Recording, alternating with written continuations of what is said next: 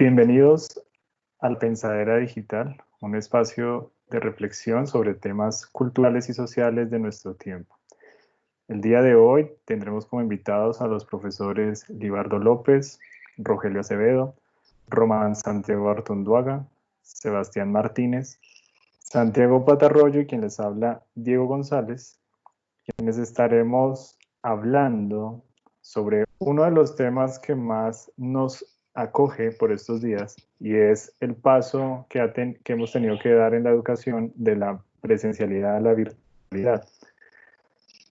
Quisiéramos dialogar en torno a esas experiencias de cómo ha sido eso que nos tomó por sorpresa y que tuvimos que adecuar de formas rápidas y cómo ha sido esas vivencias en los diferentes niveles de la educación.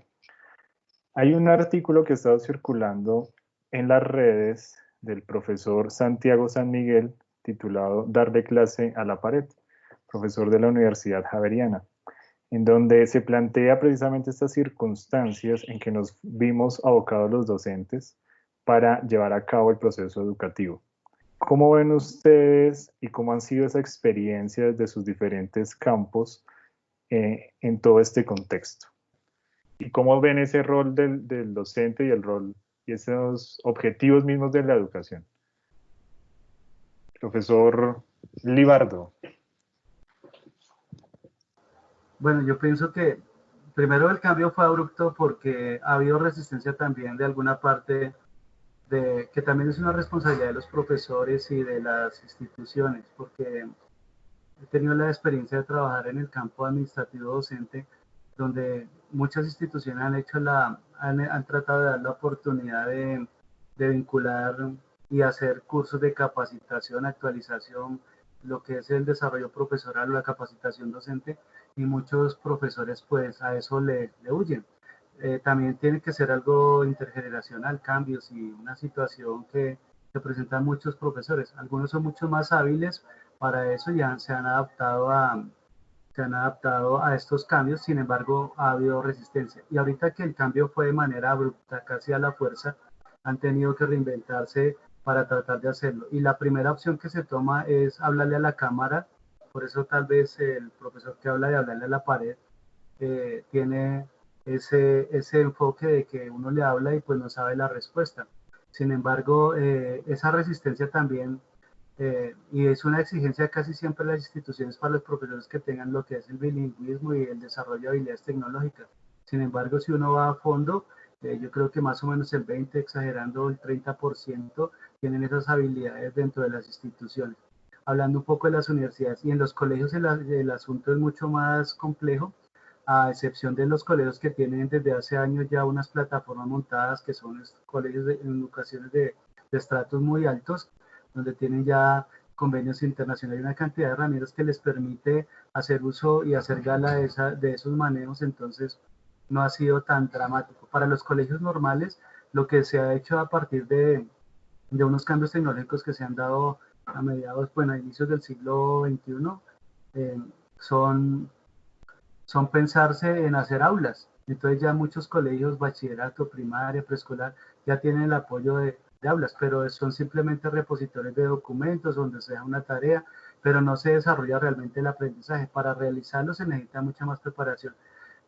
Pienso que también es una corresponsabilidad y pues creo que muchos maestros están haciendo de la mejor manera, intentando adaptarse a este nuevo cambio, que por sí los cogió como con las manos sin los cogió descubiertos a muchos. Otros ya tenían una experiencia y no ha sido tan traumático. Para los que han manejado ya medios virtuales o digitales, pues es mucho más cercano. Hay muchos profesores que ni siquiera a esta altura de la vida saben editar videos o hacer unas cintas de audio. O sea que son recursos que uno, como he trabajado en formación de profesores, en las clases uno debe trabajar en eso, en las didácticas, enseñarles los recursos que se utilizan en la formación contemporánea. Hablando de eso, pienso que nos sucedió, como dicen, con los pantalones abajo.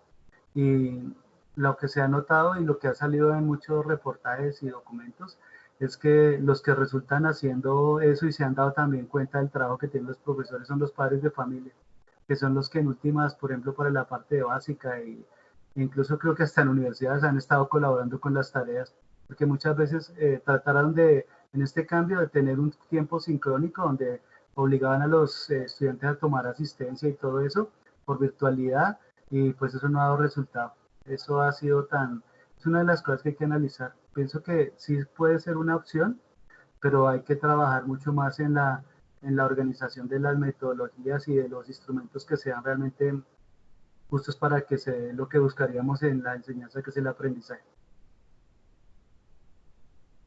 Yo considero, retomando todo lo que dice el profe Libardo, que no solamente hay un desafío en las prácticas, sino también en las concepciones de lo que es enseñar. Entonces serían como tres elementos. Uno, el tema de la tecnología. Otro, la concepción de lo que es educación. Y tercero, que está unado a estas dos anteriores, el hecho de que no se piensa a veces la educación como una forma de producción de mercancías, o sea, en el ámbito del capitalismo. Porque sin entender eso, uno no puede comprender la, la, el, la multiplicación del trabajo, la acumulación de tareas. Todo eso tiene una forma tiene una lógica, tiene una racionalidad. Y creo entonces, empezando por lo primero, digamos, la concepción de qué es enseñar, digamos, la educación está centrada en la formación técnica, no en no en la libertad, sino que está centrada más en cómo conducir sujetos para la producción de mercancías en una sociedad que si no se tiene en cuenta en términos globales cómo es esta sociedad, no es posible comprenderla. Es decir, nosotros estamos en las postrimerías de la era capitalista, estamos de la era capitalista neoliberal. Y en ese orden de ideas, las privatizaciones, la producción de mano de obra en grandes cantidades, la competencia en términos de competencia de los puestos de trabajo, todo eso hace que se conciba la educación como una producción de mercancías que producen mercancías. Entonces así nos tienen. Si uno revisa cuáles son las condiciones históricas y laborales en las que estamos, pues decimos, claro, primero se tiende a desarrollar unas políticas económicas en las cuales se exige el mayor tiempo posible para una producción pedagógica con una calidad mínima. O sea, impera la ideología de la cantidad sobre la calidad. Eso no es nuevo, eso lo hemos mencionado en todas partes. Pero digamos, ahora que la, la, esta modalidad del teletrabajo implicó que lo que antes hacíamos fuera de nuestro hogar, ahora estuviese dentro, introduce otro elemento que también es propio del neoliberalismo, que es el control de la vida privada de las personas. Eso, eso en relación con lo que dice el profe Libardo, eso en relación con lo que dice el profe Libardo, de que no estamos preparados, de que venimos además de una tradición supremamente conservadora, en la cual se cree que el aprendizaje es secundario a la enseñanza, de que lo que importa es la presencia del profesor. Eso se ve en la presencialidad y también se ve en el campo virtual, ya sea a distancia o virtual, estrictamente hablando, ¿no? Hay como todavía una idea muy patriarcal, hay una idea todavía muy heteronormativa, que supone heteronormativo en el sentido no de lo sexual, a veces se le confunde hetero con homo, más bien, más bien en el sentido de que no hay una simetría, de que hay necesariamente una distancia entre el que enseña y el que aprende. Yo creo que, retomando lo que dice el profe Libardo, la educación virtual, la educación incluso a distancia, se las tiene que ver más es con el aprendizaje más que con la enseñanza. Es decir, necesita que se conciba la educación en términos de la autonomía y no de la revisión evaluativa unidireccional en la cual el profesor está fisgoneando si fueron a clases, si se pusieron el uniforme, si están contestando las tareas. Entonces es sintomático cuando los estudiantes envían un trabajo y a las 2 horas están preguntándole a uno si está bien. O sea, es una idea antidemocrática esta, porque le está diciendo, mire, profesor, yo no sé si no hay un tutor que me diga si estoy bien o estoy mal. Y eso le permite a los profesores funcionar como pequeños feudos, como pequeños señores feudales en el terrenito que manejan.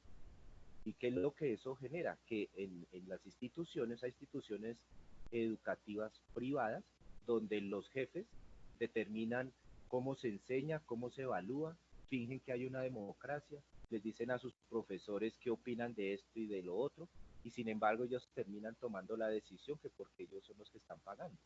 Entonces, lo mismo, yo siento que acá en este ámbito uno puede generar una enorme con los estudiantes. Es que el tema es ese, que uno no vincula a los estudiantes. Y uno puede generar una serie de estrategias para mejorar el aprendizaje y sin embargo hay normativas institucionales que lo impiden.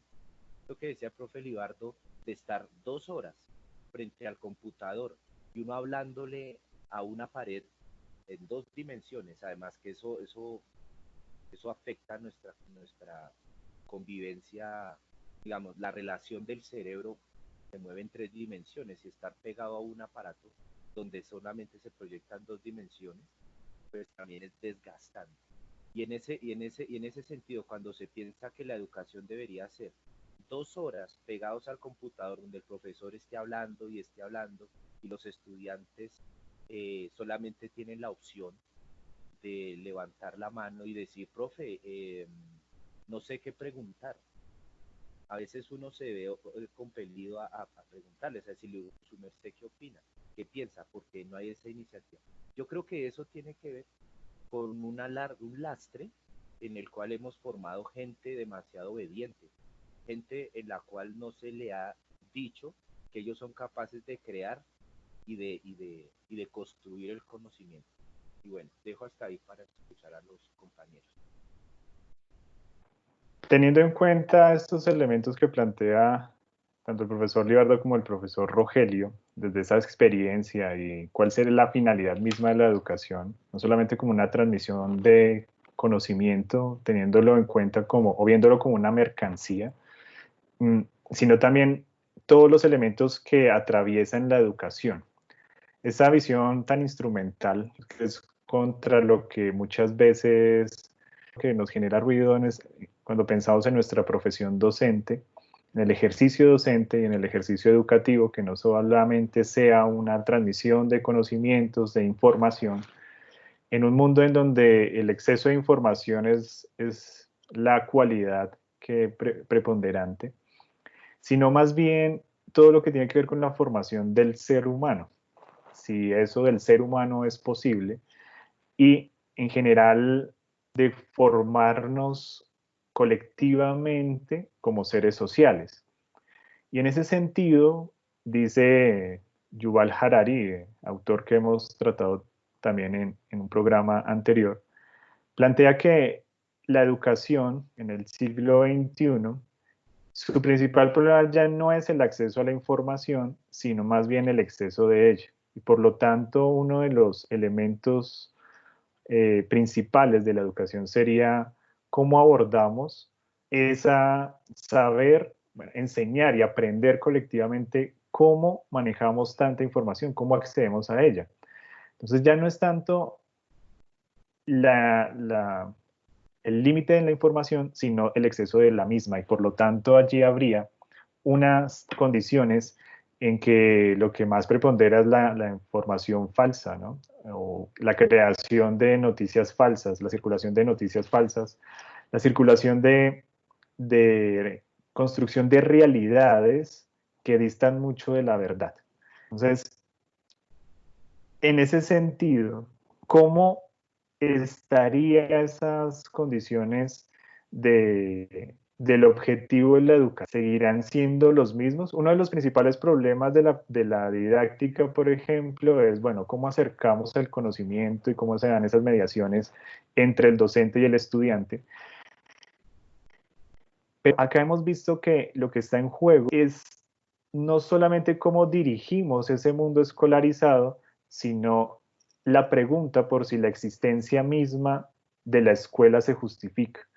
o si estamos asistiendo, como decíamos en un momento, a ese requiem post-mortem de la escuela. Y si no es de la escuela, al menos de la presencialidad, cuando además estamos en unas condiciones donde se ha demostrado el difícil acceso a las TIC en un país de la periferia, un país que ha sufrido las consecuencias de la transmodernidad o con estas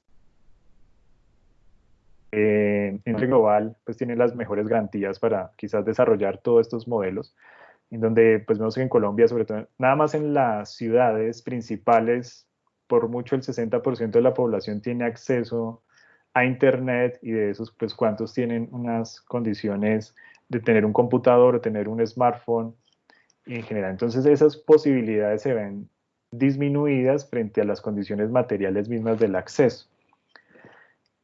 ¿Cuáles serían entonces esas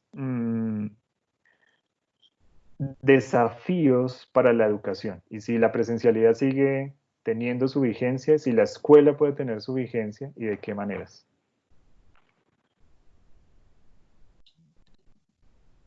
Bueno, quisiera comentar acerca del tema de la escuela, que podemos mirarlo desde una dimensión orteguiana.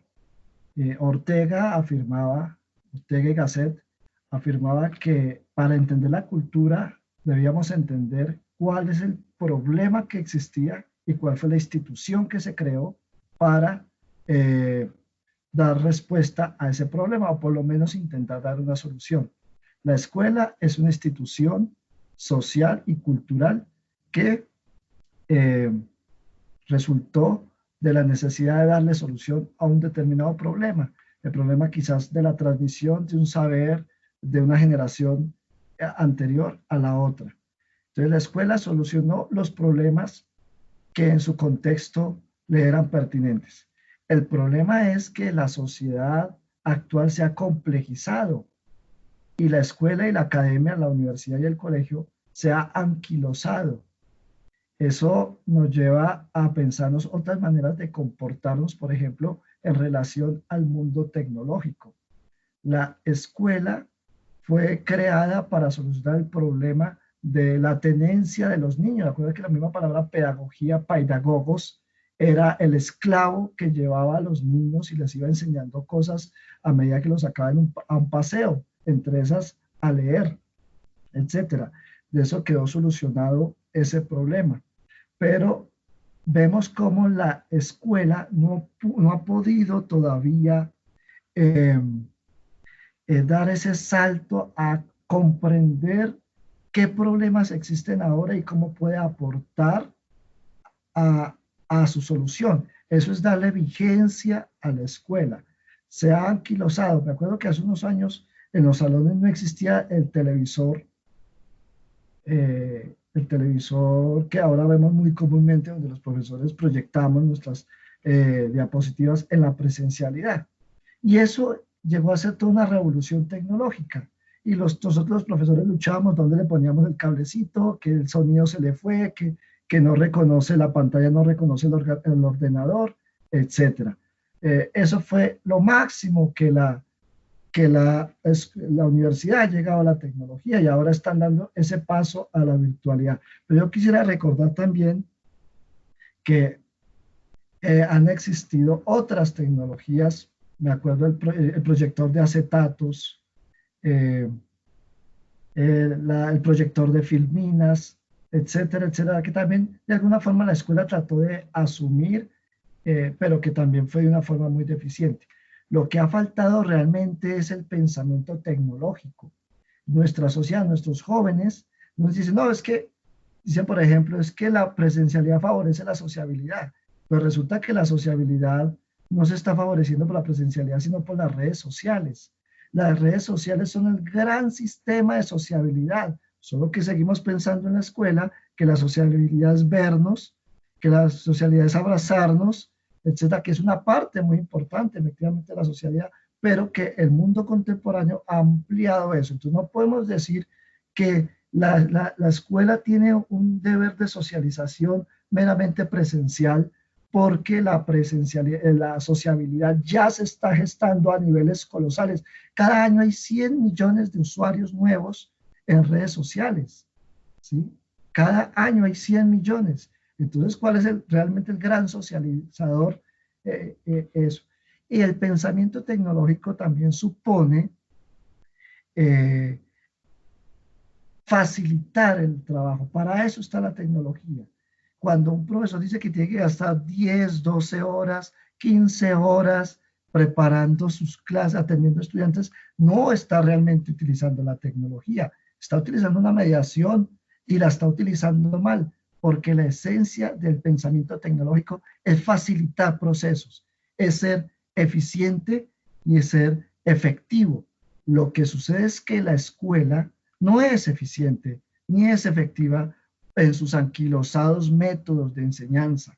Cuando digo la escuela me refiero a la primaria, a la secundaria, a la universidad, etcétera. Todo el sistema educativo se ha quedado anquilosado y no puede encajar los nuevos desafíos que le presenta la sociedad y no es tecnológica en sí mismo. Lo mucho que llegó fue el televisor que, como les decía, que se ponía en el salón, porque falta el pensamiento tecnológico, que supone la autonomía, la autodeterminación, el uso de recursos, es decir, donde la presencialidad incluso es un recurso más, un recurso más.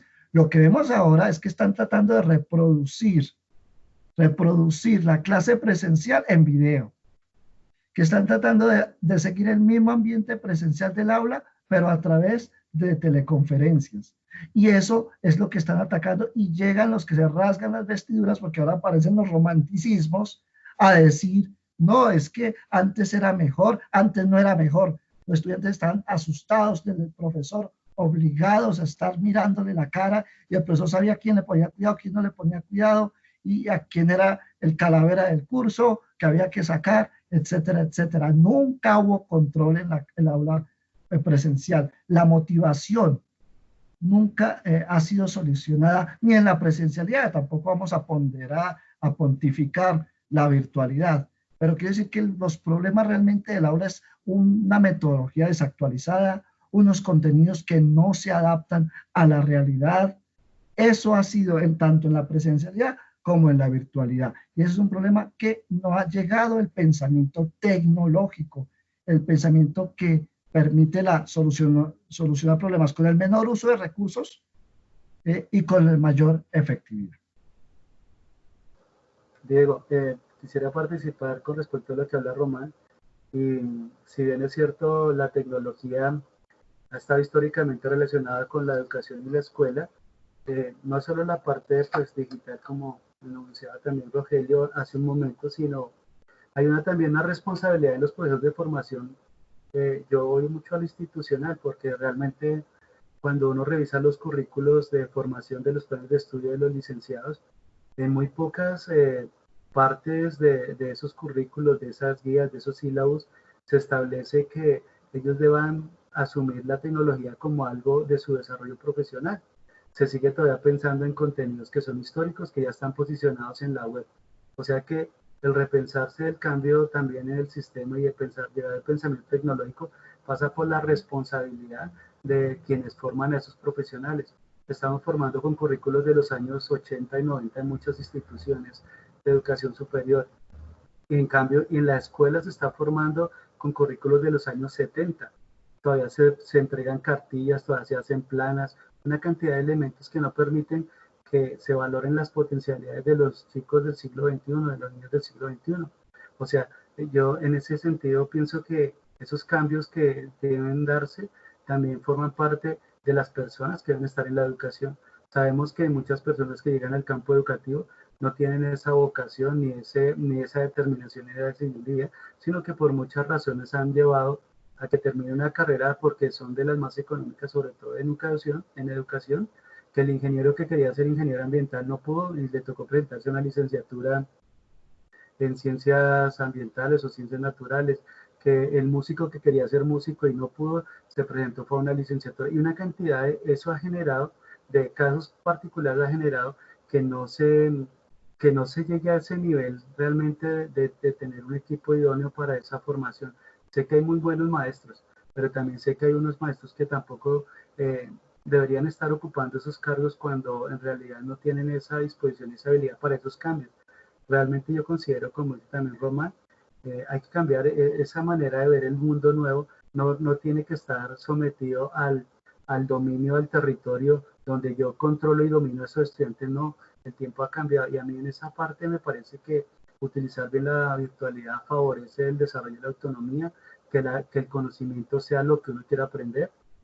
Si hacemos el análisis de los currículos de lo que salen los estudiantes graduados, uno sabe que la información está cambiando cada 3, cada 5 años, cuando anteriormente se demoraba 100, 200, 500 o 1000 años el cambio de la información y del conocimiento. Hoy día a veces salen los graduados y con lo que saben, no pueden desempeñarse. Las empresas son las que tienen que empezar a capacitar. Por eso está abriéndose una posibilidad fuerte desde hace 9 años en el Sistema de Educación Nacional, que es el Sistema Nacional de Educación Terciaria, que es como el híbrido y la copia europea del sistema de educación dual alemán y de otros países de Europa. Entonces, yo creo que la educación como tal, la educación y la escuela, que son dos conceptos muy distintos, deben modificarse, solo se pueden hacer a través de esto. Y esta ha sido una oportunidad para mostrar que educar no es reproducible a un computador, sino que debe llevar un pensamiento y debe de haber una persona que guíe el proceso por un momento, porque al final del cabo lo que uno hace dar es como colocar las semillas para que cada uno recoja su conocimiento personal y su experiencia de vida, que en otro sería como llevarlo a su camino de felicidad, donde la felicidad para cada uno puede ser distinta. Gracias. Gracias, profesor Libardo. Profesor Sebastián Martínez, ¿cómo ve la situación al respecto? Debido a toda esta situación, lo que ha evidenciado, lo que ha demostrado esta situación de teletrabajo, pues por un lado, respecto a lo educativo, yo que soy maestro de escuela secundaria, escuela pública, pues lo que nos ha mostrado el sistema primero es la precariedad que tiene, ¿no? Independientemente de los debates que podamos dar respecto a la funcionalidad o no de la tecnología, es que sí hay un tema de precariedad en el sistema educativo como tal, ¿no? Porque el acceso pues es limitado. Tenemos, por ejemplo, un curso de octavo de 45 estudiantes, 25 no cuentan con los medios para conectarse. Entonces, aunado a eso, pues está todo el tema de la precariedad material que posee la gente. Entonces, la escuela, y me uno mucho al debate que se estaba dando respecto al maestro Artunduaga y al atraso que se tiene en materia tecnológica, lo que se estaba diciendo es que, digamos, los métodos de la escuela, lo que se ha planteado es que la escuela no está allá en el espacio físico de contención, además porque la escuela como institución se ha convertido en un elemento de contención más que de aprendizaje, de enseñanza, es un elemento de contención, de contener ciertas problemáticas, ciertas conductas, entonces se traslada al teletrabajo. Entonces en el teletrabajo, lo que decía Rogelio, estamos nosotros aquí sujetos a la con la vida privada, y esto se vuelve todo locura. Y aparte de eso, lo que estamos haciendo es que el medio virtual es el ejercicio de control.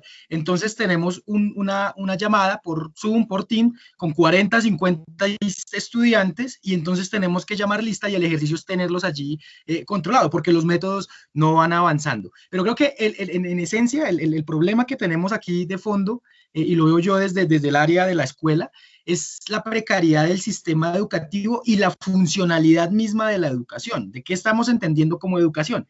Entonces, cuando el maestro Artunduaga mencionaba el ejercicio de la tecnología, lo que me suscitaba era la filosofía de la producción de Enrique Dussel, ¿no? De cómo pensarnos todo este tipo de herramientas, pero desde una manera poética, creativa. Como la herramienta que nos permita a nosotros optimizar los procesos y resignificar finalmente la escuela. Finalmente yo creo que el espacio de socialización sí está mediado por lo virtual, pero creo que el encuentro, el cara a cara, todo este tipo de cosas que se da en la escuela, porque de hecho los mismos estudiantes lo manifiestan, ¿no? Ellos dicen, no, pues es que extrañamos la escuela porque finalmente se sabe que aunque no teníamos unos procesos óptimos de aprendizaje, pues por toda la situación que requiere la escuela, porque es más un ejercicio de control, pero el contacto con los demás siempre potenciaba ciertas relaciones. En este momento no los tienen y tenemos en el colegio, por ejemplo, donde yo laboro, un montón de cuadros de depresión, de cuadros de ansiedad de los muchachos, porque si bien tienen la socialización allí mediada, no nos está permitiendo, digamos, superar esas limitantes humanas. Entonces, lo que yo creo que está de fondo es, primero, el sistema educativo y cuál es la funcionalidad finalmente del sistema educativo. Porque digamos que muchos maestros, y efectivamente comparto la posición del maestro Libardo respecto a la educación, a toda esta situación, lo que están intentando es llenar de trabajos porque lo que exigen las instituciones son las notas. O sea, ¿cómo medimos el proceso de aprendizaje? ¿Cómo mediamos los conceptos, la adecuación de los conceptos? No, a mí entrégueme trabajos y entonces las secretarías de educación, por ejemplo, mandan un formato allí en donde se consignan las evidencias y demás. Lo que manifiesta esto es, por un lado, la precariedad del sistema educativo, la funcionalidad, y por otro lado, toda la situación de acceso de recursos y de carencias materiales, ¿no? Y de cómo estamos entendiendo los alcances del sistema educativo. Bien, habría que, digamos, dentro de todo este panorama, se van recogiendo elementos de juicio. Yo creo que hay que tener en cuenta también un problema relacionado con la evaluación. La evaluación es supremamente importante y lo es tanto que en los estudiantes, tanto como en los profesores, genera una carga psicológica importante. En los estudiantes es clara porque de alguna manera concentra todo el esfuerzo, todo el proceso, se decanta y puede borrarse en un plumazo, de un plumazo, ahora ya no diríamos plumazo, sino un digitazo, se borraría todo el proceso en nombre de una nota y de una promoción.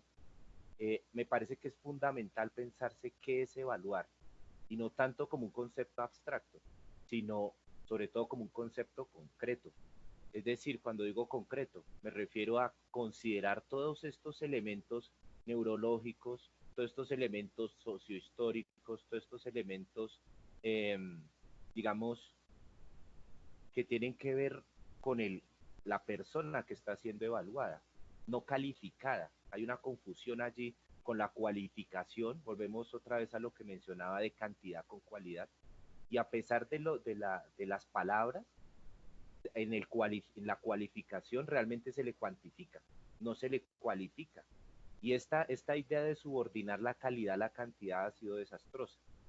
Creo que tiene que ver, y eso es como lo que quiero como poner ahí sobre la mesa para que lo discutamos también, es que si se quisiera hablar de un mejor aprovechamiento de la educación, es decir, que la educación retomase el cauce original que debió haber tenido, habría que considerar y replantearse los contenidos. No es posible que sigamos enseñando nuestras áreas, sobre todo las áreas de ciencias humanas, en el mismo cerco reduccionista del eurocentrismo. Ejemplo muy concreto. Cuando se enseña historia a los niños de primaria, secundaria, América no aparece. América no aparece como, digamos, sino a la altura de 1492, y aparece como un sujeto subordinado, como un sujeto secundario.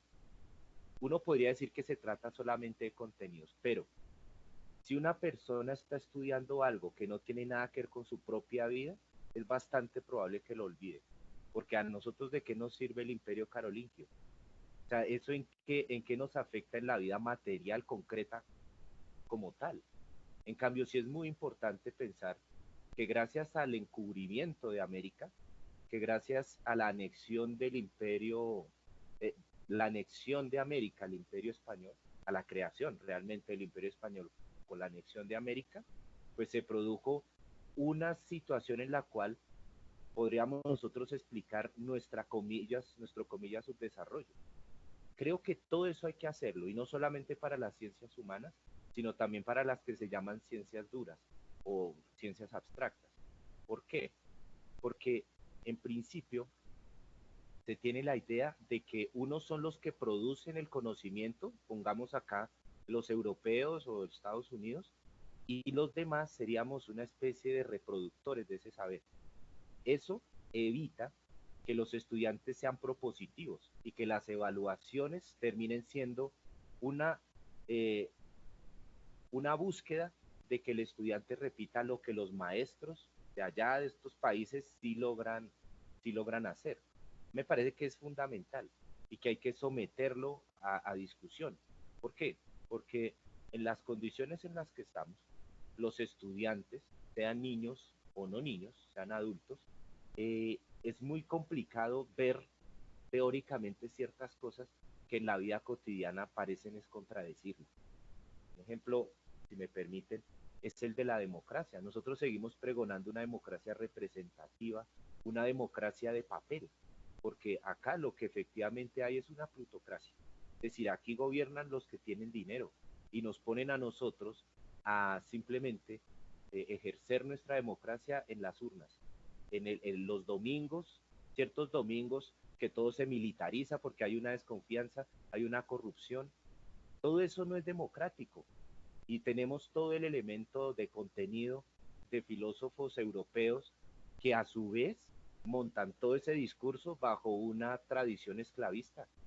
O sea, tenemos mucho que hacer. Creo que no se trata únicamente de la tecnología como tal, ¿sí? Porque como dice el profesor Libardo y Román, se trata de que estos son elementos, son mediaciones, pero a veces el problema no es la mediación. Es decir, uno puede hacer exactamente lo mismo ante un tablero, ¿sí? O un proyector de filmina que hacerlo con un computador, con Meet o la plataforma que sea. Uno puede hacer exactamente lo mismo y calificarle lo mismo. Y volúmenes de tarea donde las actividades son repetir lo que el profesor dice que hay que repetir, ¿sí? Y él a su vez es un repetidor. Yo creo que hay que romper con eso, intentar romperlo y olvidarnos de que lo importante son los autores o los resultados de la ciencia. Digamos, en términos de la pedagogía, me parece a mí, lo que hay que hacer es enseñarle a los estudiantes y aprender uno mismo en ese proceso a identificar los problemas científicos que hay ahí e intentar resolverlos con ellos, no a pesar de ellos. Pues estoy en contra un poco de lo que está planteando Rogelio, porque eso es un problema de contenido, ¿no? Y el problema de contenido se da o en el aula con tiza o en el aula con computadores. Pero creo que se preguntaban al comienzo por el tema de cuál ha sido como la experiencia, ¿no? Y yo creo que la experiencia que hemos tenido los docentes universitarios, yo soy sobre todo, digamos, profesor de universidad, pues es un poco, esto surgió de un momento para otro, ¿no? Entonces habría que distinguir una experiencia del profesor Santiago Artunduaga, que digamos, trabaja en una universidad que desde un comienzo le apuesta a la virtualidad, y otras instituciones que hemos tenido que asumir la virtualidad, digamos, como en una suerte de estado de emergencia. Yo incluso diría que nosotros no damos una educación virtual. Yo creo que lo que estamos haciendo es una educación remota, una educación a distancia. Digamos, lo único que cambia son las formas, pero en general los contenidos no mucho. Los estudiantes se quejan de una sobrecarga de trabajo, muchos profesores, creo que ustedes ya lo han dicho acá, no saben manejar estas herramientas, entonces envían audios de WhatsApp de 30 minutos o simplemente hacen un montón de PDFs que están enviando y luego dice, bueno, ¿qué entendió o qué dudas tiene? Si no tiene dudas, se acabó la sesión. Digamos, no hay un acompañamiento en el momento, ¿no? Y eso de cierta manera ha hecho que los estudiantes se desanimen. Lo que estamos, por ejemplo, dando nosotros a los estudiantes es lo que se puede en esta situación de emergencia, ¿no? Entonces, hay muchas preguntas que hay sin resolver. Desde nuestro lugar, pues nosotros usamos nuestra conexión a Internet, ¿sí? Nuestra privacidad queda casi anulada porque tenemos que mostrar, digamos, nuestra intimidad, ¿no? Entonces, el tema de los derechos de autor, de nuestra imagen, porque muchos de nosotros nos hemos convertido en memes de los estudiantes incluso, o ya en temas de los PDFs que enviamos. Eso es una que hay que hacerse. Y el tema de la formación creo que se le está como sumando demasiado al propio estudiante, ¿no? Entonces casi que los obligamos a una especie de autogestión de su propio conocimiento, ¿no? Entonces, simplemente miramos si leyeron o no leyeron los PDFs y no más. El apoyo, las consejerías, el apoyo académico, que termina siendo algo anecdótico de una vida que ya no existe, ¿no? La vigilancia, por ejemplo, es una vigilancia absoluta, ¿no? Porque ahora no solamente podemos vigilar a los estudiantes y les exigimos que prendan sus pantallas, sino además las instituciones nos vigilan a nosotros, saben a qué horas nos conectamos, saben a qué horas nos desconectamos, nos obligan a grabar las sesiones, no sabemos qué sucede con esas grabaciones, ¿sí? Entonces, las exigencias, por ejemplo, frente a la labor docente se vuelven absolutas, ¿no? Y la escuela pareciera que no acaba nunca. Entonces, los profesores estamos los fines de semana preparando clase porque toman más tiempo, los estudiantes haciendo trabajo. Entonces, pareciera, digamos, como dice Deleuze en este texto, postscriptum de la sociedad de control, que todo el tiempo se nos está exigiendo como estar vinculados a una actualización, ¿no? Al hacer cosas, a la productividad. Y de qué manera esta digamos, nueva forma de, entre comillas, educación, lo que está haciendo es simplemente asumir esto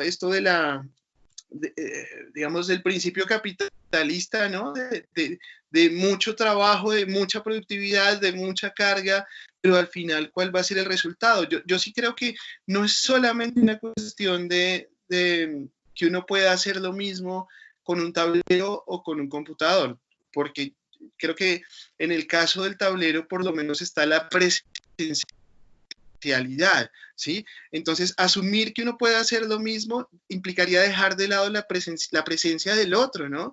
Y creo que eso nos hace caer como en falacias, ¿no? Que es lo mismo estar frente a un tablero, que es lo mismo que estar frente a una pantalla de computador. No necesariamente, porque usted se pierde de los gestos, se pierde de la mirada in situ del estudiante.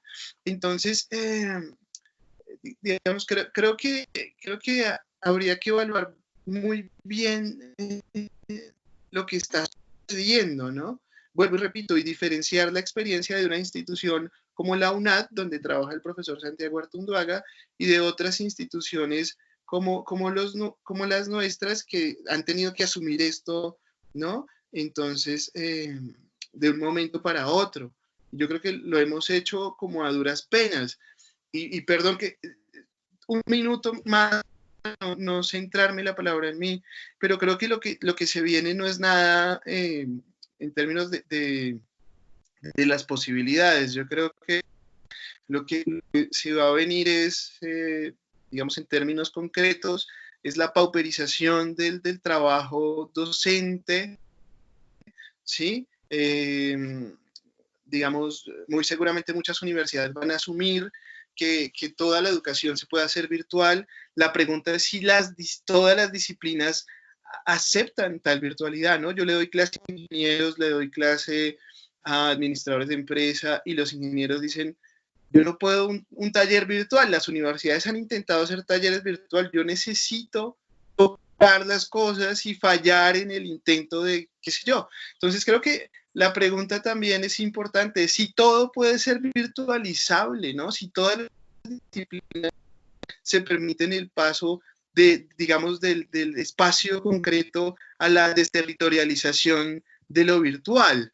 Pero bueno, yo quisiera escucharlos, entonces voy a dejar simplemente hasta acá mi intervención. Bueno, yo quiero, gracias Santiago, quiero recoger varios elementos de lo que ha planteado Sebastián, Rogelio, Santiago y Libardo y Román. Y es que tenemos acá la discusión, sí, frente a ese sentido de la educación misma.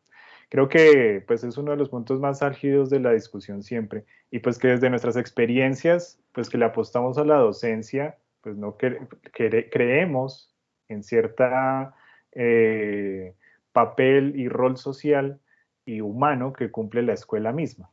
Había algo que mencionaba el profesor Román y era sobre la sociabilidad y que esta visión incluso romántica, y sí, yo soy de los que salgo a rasgarme las vestiduras frente a eso romántico del encuentro con el otro, y que no creo que la sociabilidad haya pasado per se ya a las redes sociales. De hecho, hablábamos pues de las limitaciones que hay para el acceso a las mismas, para el acceso a lo informático y a lo electrónico. Y en esa sociabilidad creo que las redes sociales lo que hacen es un espectáculo y lo que invita es al morbo, no un sentido mismo de la sociabilidad del encuentro con el otro, porque lo que mostramos en las redes es nuestro mejor perfil, ¿no? Pues de hecho hay una serie de memes allí que siempre están mostrando cómo es cuál es su foto de perfil en LinkedIn, cuál es su foto de perfil en Facebook, cuál es su foto de perfil en el aula virtual. Entonces nos mostramos de diferentes maneras y esa forma de mostrarnos en público, recordando tal vez algo que planteaba Goffman en un texto como cuál es nuestra presentación de la persona en público, y eso varía, nos ponemos máscaras. Y las redes sociales es una serie de máscaras que están siendo mediadas por lo informático. Entonces, no reduciría la sociabilidad a las redes sociales, sino más bien a un espectáculo como la forma en que el ser humano se presenta en público. Es una nueva forma de presentarse en público. Esas máscaras que usamos para comunicarnos. Ese como primer punto, allí frente a lo que comentaba Román. Había otro elemento que varios también mencionaban, y es, bueno, la tecnología misma no se reduciría, o la tecnología educativa, hablar de tecnología educativa no se reduciría a lo informático y electrónico, a los recursos de este tipo, sino que también la forma de distribución de los currículos, la forma de distribución de los contenidos, las formas de evaluación, las formas de distribución de los espacios, a través de cuáles son esas mediaciones utilizadas, también hacen parte de esa tecnología en su sentido más amplio. Una tecnología también de gobierno, una tecnología de control, una tecnología de administración del trabajo. Y que algo que creo que también está allí, pues lo recalcaba también mucho Román, era cómo la escuela debería ser más eficiente y efectiva, y que para eso debería servir la tecnología. Claro, es una regulación del trabajo, para eso es que la técnica y la tecnología generalmente ha sido utilizada pues en el mundo de la producción. Y la educación no puede estar desligada, no podríamos desligarla de toda la estructura material en los modos de producción. Y que hacia allá es donde pues se van configurando todas estas eventualidades. Claro, nuestra experiencia es muy diferente si es en la educación básica, la educación secundaria, la educación universitaria, dar en posgrado también tiene otras condiciones en la relación de cómo estamos siendo mediados por los elementos tecnológicos y demás. Y un tercer elemento, también para ir recogiendo lo que se ha hablado, es el tema del espacio, la espacialidad misma de las relaciones humanas. Cómo esa proxemia, esa cercanía con el otro, ese manejo del espacio y ese manejo de lo no verbal, ¿sí? Lo que llamarían lo kinestésico y lo kinésico, que intervienen en una geometría, diría yo, en una geometría de esa formación, de esos procesos de formación y de las relaciones de enseñanza-aprendizaje y también de la formación humana. Esa geografía, la importancia de la sincronía espacial y cuáles son esas sensaciones de realidad que vamos creando. Tal vez para tener una mayor experiencia de una realidad sería que todos tuviéramos acceso a una realidad virtual y entonces poder tener esa sensación en 3 dimensiones, pasar de las 2 dimensiones de estos medios a una tridimensionalidad simulada, pero ¿sí? Que no deja de ser eso, simulada, una simulación de realidad. Así pudiésemos tener ciertas sensaciones de estar con otros algo como lo que van a hacer en fútbol, que va a ser tener la sensación, van a jugar a puerta cerrada, pero tener la sensación que hay público y van a poner fotos en los estadios para que haya público y tener todas esas circunstancias. Entonces un poco sigue siendo simulada esa realidad. Y entonces el papel del espacio, no solamente de la sincronía temporal, sino cómo ese espacio está siendo reconfigurado. Ya tenemos la experiencia, ustedes lo comentaban, que no permite, el teletrabajo no nos permite diferenciar entre el espacio del trabajo y el espacio de la casa, el espacio privado, el espacio del descanso. Vemos que ese sueño de la urbanización moderna, en donde están muy delimitados las ciudades, el espacio para trabajar, el espacio para descansar, el espacio para lo privado, el espacio para el ocio, para el consumo, una distribución de esa forma, acá pareciera estar completamente desdibujados esos límites y estamos siempre allí atentos. Entonces, también porque descargamos en nuestro celular las aplicaciones, entonces cuando hay un mensaje en el aula virtual, cuando hay un correo, cuando estamos conectados siempre en esa forma de teletrabajo y asignándole efectivamente esa autogestión del conocimiento. Entonces, recalco la importancia del espacio y de esas relaciones, de esa geometría y esa geografía que tendría, si se quiere, también la poética del espacio, recordando a Bachelard, eso del encuentro con el otro en un espacio temporalmente también sincrónico. Profesor Román.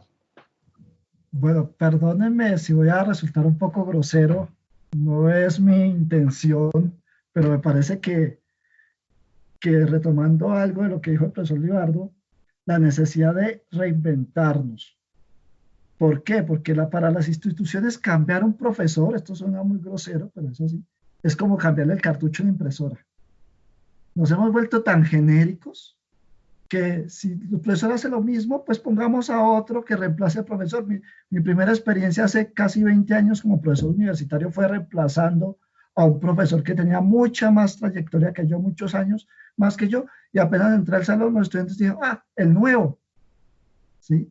Resulta precisamente que esta circunstancia lo que nos están invitando es a replantearnos qué es realmente un docente, pero no como lo plantea el profesor Rogelio Acevedo. No es una cuestión de contenidos. Miren que desde el siglo XIX, con la pelea de los liberales y los conservadores, el tema de cambiar contenidos ha sido un tema muy manido ya para darle supuestamente un ayornamiento, darle un nuevo aire a la educación. Porque siempre que hablamos de que hay que cambiar contenidos, pues lo que terminamos es creando una cátedra. Creamos tal cátedra para ya con eso ya hay un contenido nuevo, la cátedra de afrocolombianidad, etcétera, etcétera, etcétera. Me perdonan que a veces no soy muy políticamente correcto, etcétera.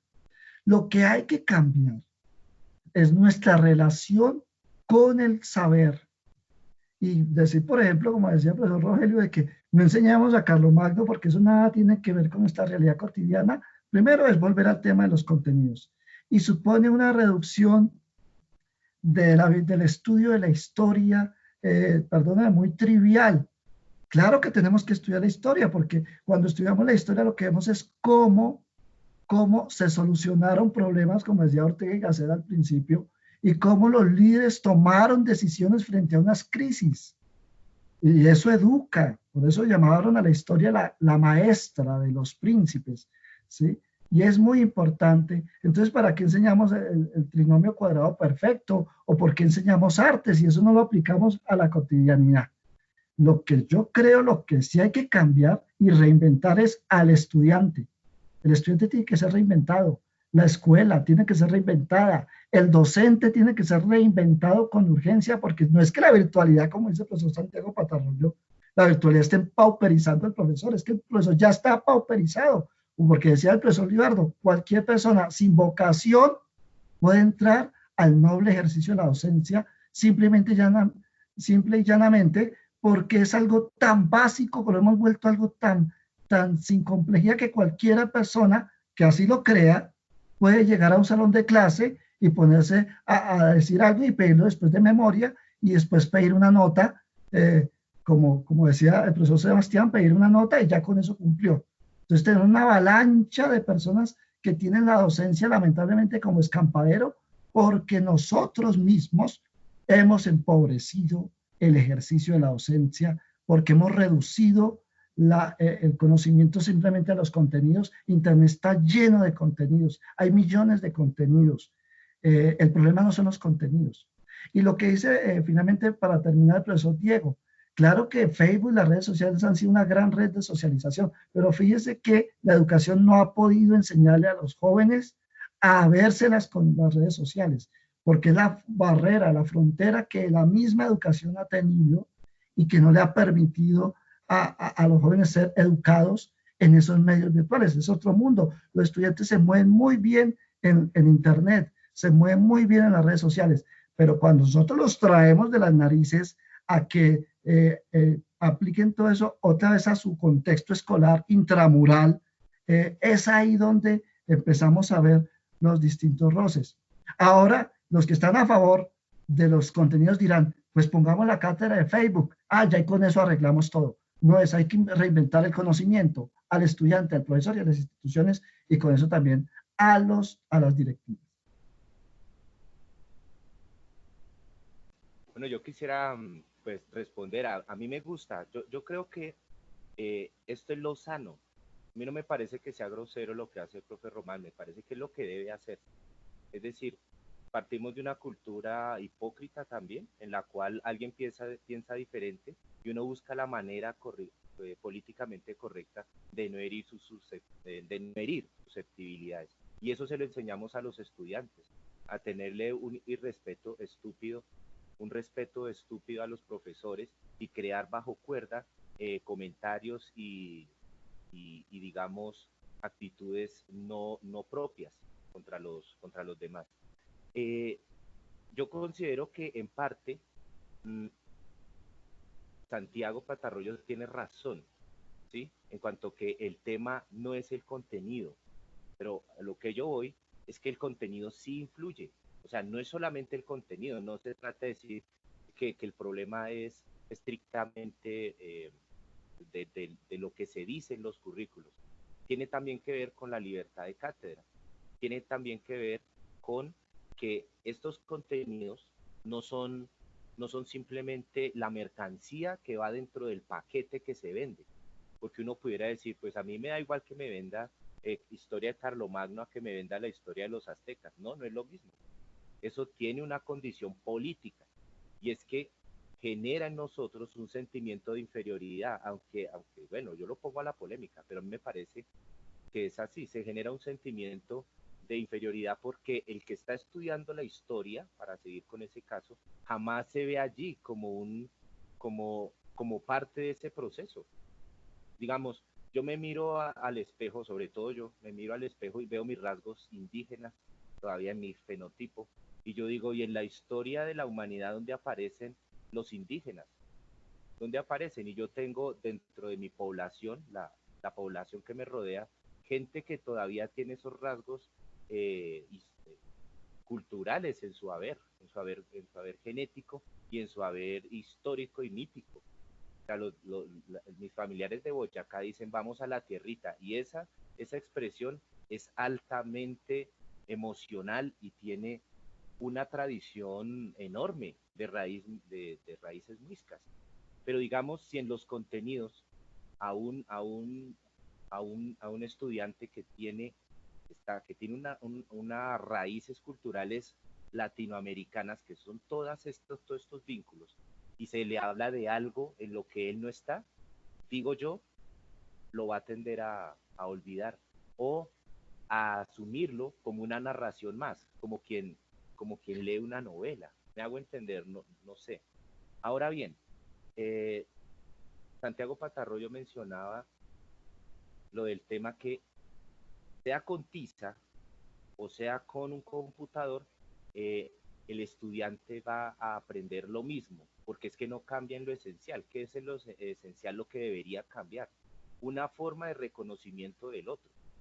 Y resulta que en esta manera en que se ha concebido la modernidad es excluyente de los otros, de los saberes otros. Es un pensamiento en su mayoría demasiado elevado a la formalización y muy centrado en la provincialidad de Europa. entonces se habla de los derechos humanos, claro, los derechos humanos desde el punto de vista de allá. A mí me parece que eso es problemático por la siguiente razón. A la larga desvalora la escuela, porque si a usted le dicen, en términos muy, muy concretos, si le dicen, bueno, usted, a una persona del común, es decir, a la mayoría de seres humanos, se les preguntase, de seres humanos en Occidente, yo tampoco creería que esto se trata de una cosa universal, planetaria. Yo creo que en Occidente, si se le pregunta cuál es la labor de ser de la escuela, tal vez esté diciendo que se trata de una movilización, de un ascenso social, ¿sí? De poder ingresar al mercado. Y también lo mencionaba el profesor Libardo, es decir, ahora cuál es la dinámica de la escuela, preparar mucho mejor a los que están estudiando para servir a las empresas.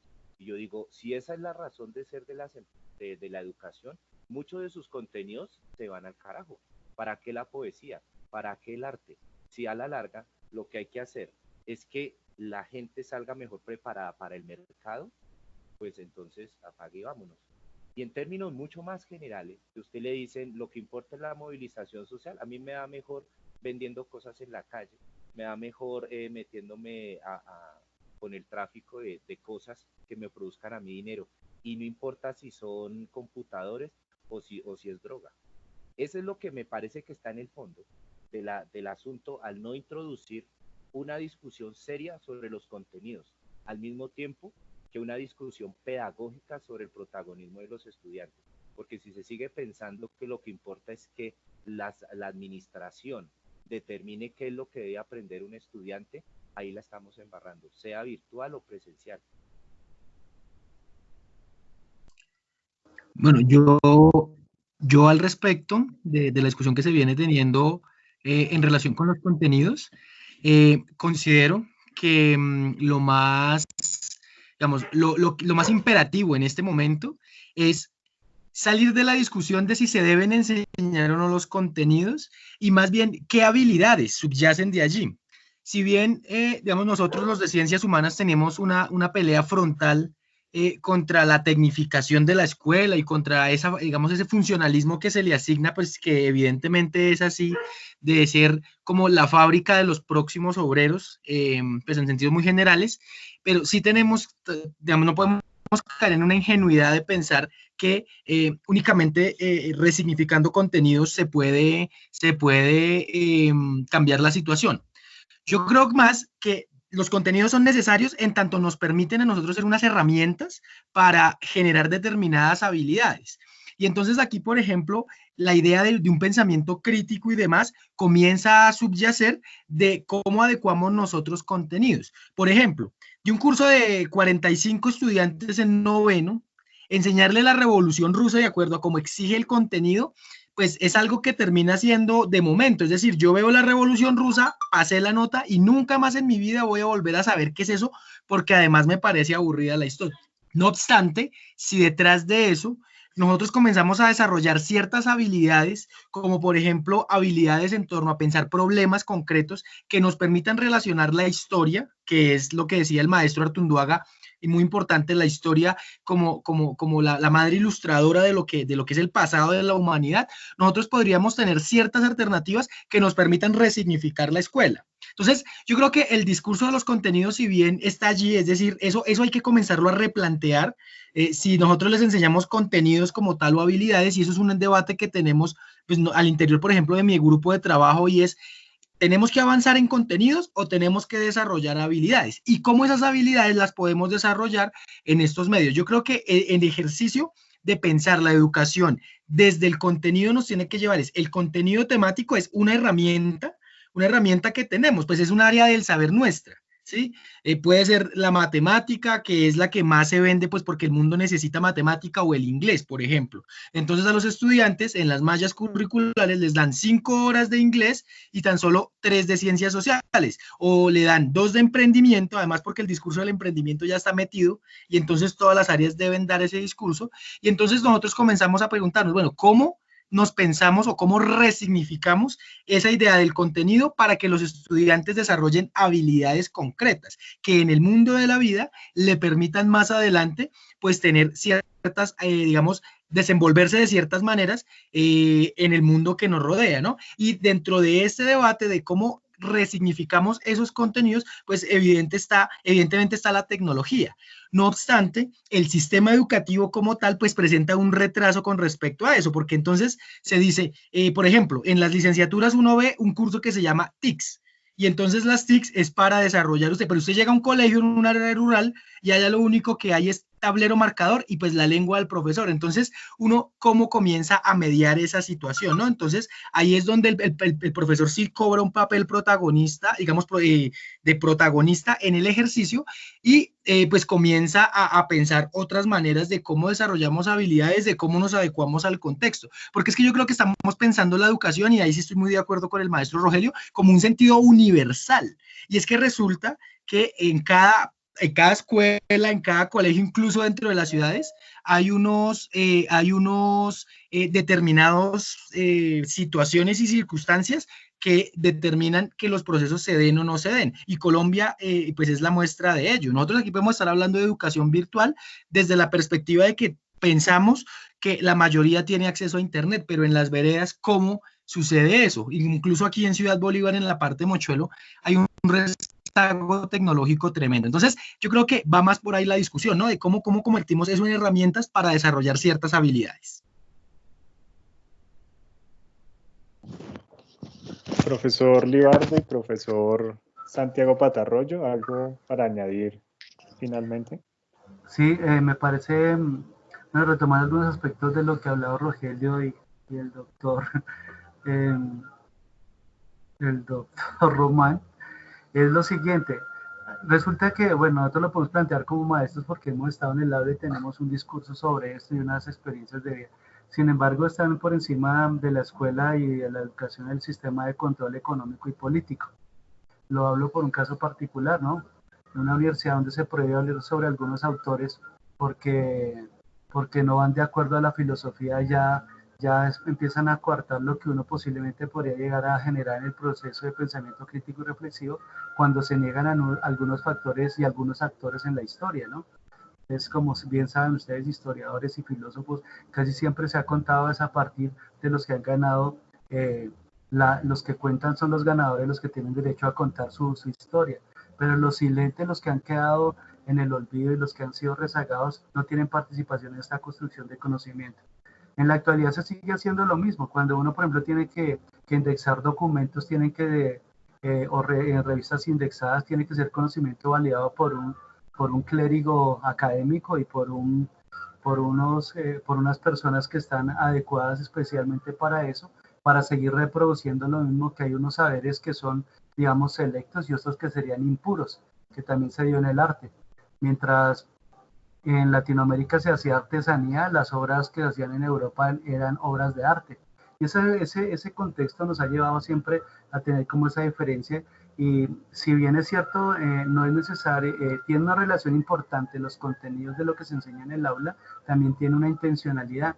Y esa intencionalidad usualmente está guiada por un sistema político o económico, que es el que nos lleva dentro de las instituciones donde nosotros muchas veces vendemos a ser manipulables por eso, porque estamos en una situación, pues por no nombrar la universidad, donde digo, si no puedo hablar de Freire y uno hablando de educación liberadora, porque eso era un discurso trillado de izquierda y todo eso, me parece que no está bien. Y en otras donde no se puede hablar de determinadas personas. Entonces uno lo que hace es, de alguna manera, se sesga a poder desarrollar eso. Y comparto totalmente. Hoy día yo diría que los contenidos están puestos en la internet, todos. Incluso las grandes universidades del mundo internacionales ya tienen el contenido abierto, donde usted se puede acercar y estudiar. Si usted quiere la certificación debe pagar, pero el contenido está abierto, que son los recursos educativos abiertos, que es una tecnología que se ha utilizado ya hace algunos años en educación. Entonces, el contenido no sería tanto el problema en la actualidad. Comparto totalmente que uno debe enseñar o orientar, ni siquiera enseñar, orientar que hay unas habilidades que son necesarias para la vida. Que los contenidos cuando son lejanos no tienen nada que ver, que se enseñan una cantidad de operaciones, nomás uno lo ve en el bachillerato, la matemática y todo eso que se enseña, realmente si uno no está en ese campo uno no lo va a utilizar, porque el sujeto no tiene la opción de escoger su conocimiento, sino es lo que está establecido por un currículo que está direccionado desde el ministerio, donde hay unos estándares que son los mínimos de alcance, donde hay unos lineamientos curriculares que es a lo que uno responde, donde hay unos indicadores que es lo que uno tendría que dar respuesta al final, donde uno le entrega un boletín a un padre de familia que muchas veces tiene una descripción que él ni entiende, pero sabe que van, entre comillas, pasando. No sabe pasando a qué, pero van cumpliendo con requisitos. Entonces la educación se ha ido centrando en eso. Me parece que es necesario, sí, ese replanteamiento, pero eso solo lo pueden hacer los buenos maestros en las aulas. Cuando un estudiante le contesta a uno algo distinto a lo que uno espera, es donde hay aprendizaje. Cuando uno no unifica las tareas, pero eso generaría un cambio en el sistema. Porque, por ejemplo, todo es controlable, desde la lista de asistencia, cuando llega el profesor a la universidad que tiene que pasar un carnet, un registro, que cuánto estuvo, que mande la evidencia. Eso que se hace en la presencialidad, de igual manera se está haciendo en la virtualidad, porque son solo elementos de control. Pero muy pocos hacen evaluación de realmente los aprendizajes que han ido obteniendo los estudiantes al encuentro personal, a veces con el maestro, no solo como el maestro que está elevado, sino el maestro a quien puede darle algunas luces y mostrarle diferentes caminos para que el estudiante escoja su rumbo. Esa autonomía del conocimiento yo creo que va a ser la tendencia y eso va a llevar a que las universidades ahorita para este segundo semestre tengan menos matrícula, porque pues hay otros que no van a parar por estar porque sienten que la virtualidad no les responde al encuentro, y comparto que si hay encuentro humano y todo eso, también en esos encuentros se dan muchas situaciones, pero yo digo que lo que menos se va cuando uno va a la escuela es aprender de lo que están hablando los profesores, sino de las relaciones interpersonales, donde se aprende de todo, porque todos hemos aprendido de nuestros compañeros, de nuestros colegas, en el estudio, hasta cómo dar un beso, no le preguntaban al profesor, sino le preguntaban a sus compañeros, a los pares. Entonces, me parece que sí es necesario repensarse en la educación y el objetivo y el fin de la educación. Si realmente educamos para ser libres, si los sistemas políticos y económicos están de acuerdo a que todo el mundo sea libre pensante, libre en todos los caminos y que no aporten a tener, como dicen, en el sistema de producción personas que sirvan para eso. Pienso que en esa libertad de cada uno escoge su camino. Si uno se educa para hacer dinero, pues creo que está en el camino equivocado. En Norteamérica y en muchos países los que producen tienen mucho más dinero que muchas veces que los que estudian. O eso lo podemos ver en los salarios que le están pagando a un profesor en la actualidad, desde 600,000 pesos, 700,000 pesos, un licenciado graduado que debería ganar en promedio 1.800.000, está ganando menos de 1.000.000 de pesos. Entonces, una persona que tiene maestría y doctorado, muy pocas instituciones educativas como este es un sistema de producción es sacarle ventaja a su conocimiento, donde ellos puedan retribuirse con lo que uno sabe, pero a menor costo. Entonces, me parece que son varias cosas relacionadas.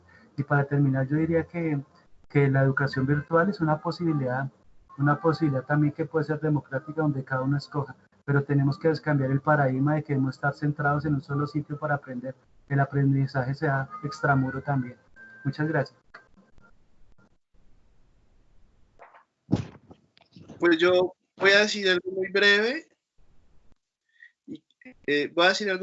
Y creo que tiene que ver con lo que todos han dicho acá. Creo que la pregunta sobre la virtualización o, digamos, sobre estos nuevos asuntos a los que nos enfrentamos tanto docentes como estudiantes debe ser un análisis local, ¿no? Un profe lo decía acá ahorita, no es lo mismo pensarse este problema acá en la ciudad, digamos, inclusive en una ciudad como Bogotá, que pensarse este problema en una ciudad como Cartagena o en la zona rural de Boyacá, ¿no? Ayer se hizo muy famosa la imagen de unos niños que trabajan en un basurero y sacaron una cáscara de un computador y el noticiero tituló como que no se rendían, ¿no? Que, un poco romantizando la pobreza. Entonces, en términos de pensar esta automatización de la educación, pues tendría también que pensarse lo que ya se dijo acá, quiénes tienen el acceso y cómo se da ese acceso, ¿no? Y cuál es la labor del Estado incluso o de las instituciones educativas en pro de garantizar ese acceso. Si creemos, digamos, que ese acceso da posibilidades, ¿no? Porque si mi posibilidad es la de escoger, pues es la misma posibilidad que me brinda el mercado, ¿no? Yo puedo escoger dependiendo del capital que tenga. Entonces, si lo bueno de la educación virtual es que me da la posibilidad de escoger mi currículo, pues si yo tengo para pagar una materia en Harvard, pues buenísimo, pero si no, entonces, ¿qué hago, no? No sé si esa sea la gran posibilidad. Y quería defenderme un poco frente al tema de la proletarización del docente, digamos, ya mirado desde el otro tema. El profesor Renan Vega tiene un texto maravilloso que se llama La Universidad de la Ignorancia, ¿no? Y un poco lo que va a plantear en este texto es que estas nuevas tecnologías lo que hace es proletizar al docente, que antes no era, digamos, no era parte de la base social, ahora sí, lo han dicho acá, por los salarios, y etcétera, etcétera, etcétera. Pero digamos, que lo interesante de esta nueva forma de trabajar, de esta nueva forma de la labor docente, lo que hace es como consolidar el posfordismo ya en la escuela, ¿no? Y en la universidad, que eran espacios que se habían resistido un poco a este proceso, ¿no? Y la pandemia lo que ha hecho es acelerar el proceso de tal manera que lo que sucede son varias cosas. Lo dijeron también acá. Se cierra la libertad del docente en términos de libertad de cátedra, porque es desde la institución donde se va a definir los contenidos, ¿no? Entonces, el profesor es mecánico, no transmite lo que aprendió, pero tampoco lo que sabe, sino lo que el sistema burocrático y tecnológico le obliga un poco o le impone. ¿Sí? Pero a la vez, este proceso de tecnificación de la docencia, lo que va a terminar haciendo es una suerte de extracción del saber docente, ¿no? Porque los estudiantes pueden reproducirlo cuando quieran, ¿no? Están disponibles en todo momento sin que uno reciba derechos de autor sobre las mismas. Entonces, digamos, yo creo que esto en el ámbito en el que nosotros nos movemos, lo que va a generar es que el trabajo sea cada vez más paupérrimo, ¿no? Se nos pague por horas, que ya funciona así, ¿sí? Digamos, lo que yo creo, no estoy diciendo que es que hasta ahora se está pauperizando el trabajo docente, ¿no? Desde hace muchos años se está pauperizando el trabajo docente. Pero creo que este proceso de tecnificación o de automatización lo que ha hecho es incluso hacerlo mucho más grave, ¿no? Entonces, la pregunta es cómo resistir, ¿no? Y cómo usar estas mismas dinámicas que ya se nos están imponiendo con la excusa de la pandemia, pues porque hasta donde yo tengo entendido, se está pensando en el Ministerio de Educación alargar todo este año, digamos, la escolaridad que se haga a distancia o de forma remota. Entonces, sí, muy seguramente lo que va a pasar es que se va a reemplazar al docente de carne y hueso y se le va a cambiar por videos como ya existe. Algún profe lo decía ahorita, ¿no?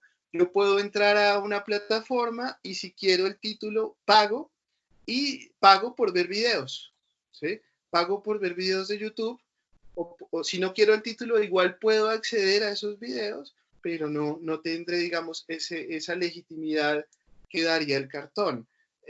Creo que esos procesos hay que pensarlos, ¿no? Y creo que incluso este tema de la virtualización o de la educación virtual está apuntando desde el lado de los estudiantes a una suerte de ¿cómo llamarlo?, de psicología educativa, es decir, la inmediatez es tal que si el estudiante no se siente a gusto, pues se va. Entonces la idea es mantener al estudiante a gusto, entonces no evaluarlo, ¿no? Darle contenidos que lo entretengan. Entonces la idea es que ahora el profesor se convierta en una suerte de stand-up comedy de 2 horas para que el estudiante no se aburra, no se esfuerce y de cierta manera se le mantenga en la institución para poder, digamos, extraer también el dinero, ¿no? Ya sea del Estado o ya sea de los estudiantes. En fin, lo que yo sí quisiera llamarlos es como a pensar las posibles consecuencias, no solamente las posibilidades, porque las posibilidades dependerán mucho de las condiciones locales. Eso es un poco, yo sí veo el asunto bastante negro, ¿no? Gracias por invitarme. Agradecemos la participación de los profesores el día de hoy con sus reflexiones que nos han generado bastante discusiones en torno al tema de la educación virtual, presencial y mediada por las TIC. Esperamos también que para quienes nos oyen y nos ven, haya sido un espacio de reflexión, generando inquietudes e interrogantes. Los invitamos también a ver el contenido de nuestro canal, La Pensadera Digital. Hasta una próxima entrega.